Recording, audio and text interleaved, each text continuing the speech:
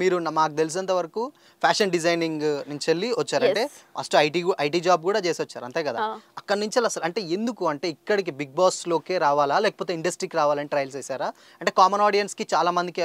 offers పెట్టారు కాబట్టి interest కలిగిందా మీకు అసలు నాకు చిన్నప్పటి నుంచి సార్ వాళ్ళు అడుగుతుంటారు కదా మీరు ఏమైతారు నేను పోలీసు డాక్టర్ అంటారు కదా నేను మా సార్ ఒకటే చెప్పిన హీరోయిన్ అయిపోతా సార్ హీరోయిన్ అయిపోతా ఎస్ నా డ్రీమ్ ఎప్పటికీ స్టేబుల్ గానే ఉంది నేను ఎప్పుడు ఏది మార్చలే లాయర్ డాక్టర్ అని చెప్పి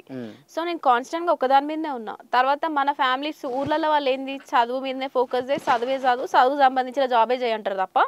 ఈ ఫీల్డ్ లో ఎవరు లేరు మన వాళ్ళు ఏం చేస్తారంటే ఇప్పుడు పలానా ఫీల్డ్ లో వీడుండంటే అందులోనే కెళ్ళు కొత్తగా క్రియేటివ్ గా ఆలోచించనియారు మనోళ్ళు సో ఇంకా ఫ్యామిలీ ప్రకారంగా నేను వెళ్ళిన అనమాట ఫ్యాషన్ డిజైనింగ్ ఒక 1 year మా ఫ్రెండ్ దగ్గర చేసిన అట్లనే తర్వాత ఒక 1 year బాగా కష్టపడి జాబ్ తెచ్చుకున్న 2 years చేసిన ఐటీ సో తర్వాత నేను దానికి ముందు జిఆర్ఈ రాపించింది మా డాడీ పైసలు అవుతున్నాయి ఫ్యాషన్ డిజైనింగ్ 8 lakhs అవుతుంది సో అట్లా అని చెప్పి మా ఫ్రెండ్ దగ్గరనే వర్క్ చేసిన 1 year సో ఇక అట్లా అయిపోయిన తర్వాత జాబ్ వచ్చిన తర్వాత జాబ్ చేసిన కొద్దీ మా సార్ వాళ్ళందరూ అనేది నువ్వు ఇంత హైపర్ యాక్టివ్ ఉన్నావు అంటే లైక్ ఇంత మంచిగా ఉన్నావు కదా ఎందుకు ఇట్లా యాక్టింగ్ ట్రై చేయవని నాకు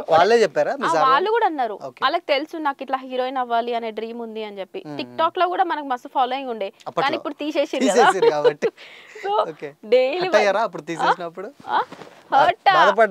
అంటే బేసిక్ గా నాకు ఎట్లుంటది అంటే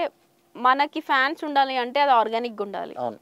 నాకు అది ఇష్టం మనం పైసలు ఇచ్చి ఫ్యాన్స్ ని పెంచుకునే బేస్ నాకు వద్దు ఎప్పటికి ఉండదు అది మనీతో మనుషుల్ని కొనొద్దు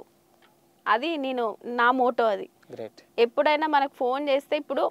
మొన్న టాస్క్ తీసుకోండి 90,000 అదే కదా అక్కడికే వస్తున్నాయి ఇప్పుడు నేను ఇప్పటి వరకు రూపాయి అడగలే మా డాడీని ఇప్పటి వరకు నేను రూపాయి అడగలే తెలుసా బీటెక్ అయిపోయిన కాడి నుంచి అడగలే ఇప్పటికి నేను అడగనబ్బా ఇప్పుడు మనమే మన అయ్యలకు పెట్టాలి ఇంతవరకు చదివిరు ఇంత పెద్ద చేసిరు మనమే ఇంకా అయ్యల దగ్గర అడితే ఎంత గలీజ్ ఉంటుంది నామూష్ అనిపిస్తుంది నాకైతే సో బీటెక్ ఏమైంది బీటెక్ అయిపోనే మనకు జాబులు ఇమీడియట్ గా ఏం రావు కదా ఆ 1 year కష్టంలో నేను అమెజాన్ ఫ్లిప్కార్ట్ మాస్టర్ వీవర్ లో చీరలు కట్టుకోవాలన్నమాట 15 to 20 చీరలు కట్టుకోవాలి కంటిన్యూగా ఒక్క రోజు ఇదంతా పొద్దుగాల 7 గంటల నుంచి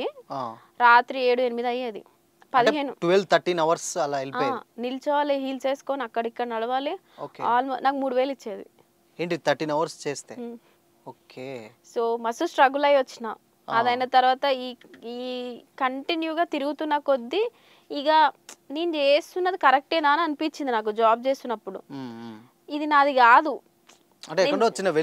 అనిపిస్తుంది కదా ఇప్పుడు మనకి బలం ఉన్నప్పుడే మనకు అనుకుంది సాధించాలి బలం లేనప్పుడు నేను అది చేయకపోతేనా అని చెప్పేసి అనవద్దు కదా నాకేమనిపించింది నేను అనుకున్నా కదా నేను ఇంకా గట్టిగా అనుకుంటే అవుతుందేమో అని చెప్పి జాబ్ బంద్ చేసిన మా డాడీకి చెప్పిన జాబ్ బంద్ చేసిన డాడీ ఏంటి ఆయన రియాక్షన్ ఏంటి మరి అప్పుడు చెప్పినప్పుడు మా డాడీకి నాకు పడదుగా పడదు దేవుని నుంచి అంటే మీరు ఏది చెప్తే అది ఎట్లా ఇప్పుడు మీరు చెప్పండి కదా నో వద్దు అంతే ఫస్ట్ నో అంటే మరి మీ కోరికలు అలా ఉన్నాయో మరి మేబీ అట్లని కాదు మన కారణంలో ఇప్పుడు మీరు సాఫ్ట్వేర్ చేస్తున్నావు అనుకో నువ్వు సాఫ్ట్వేర్ చేయి ఇప్పుడు పక్కన కిరాణం షాప్ పెట్టిన అనుకో నువ్వు కిరాణం షాప్ పెట్టు తప్ప క్రియేటివ్ గా ఆలోచించని మనోళ్ళు సో అట్లా మా డాడీకి ఇక నాకు పడదు కానీ అప్పటికి చెప్పిన ఆయనకి నో చెప్పేసినాడు తర్వాత నేను కంటిన్యూగా 1.8 months నుంచి ఇండస్ట్రీలో ట్రై చేసిన ఆడిషన్స్ అని అది ఇది అని చెప్పి meanwhile Dabur red paste ఆడు అమితాబ్ బచ్చన్ గారితో చేశాను సూపర్ అదే చెప్తున్నా కదా చాలా పిఎంజేలో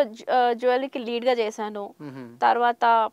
లావణ్య త్రిపాఠి గారితో శారీ యాడ్ షూట్ చేశాను కంప్లీట్ గా ఇక్కడ నుంచి అంటే ట్రయల్స్ స్టార్ట్ చేశాను ఇవన్నీ యాడ్ షూట్స్ చేసుకుంటూనే వెళ్తున్నా నేను అన్ని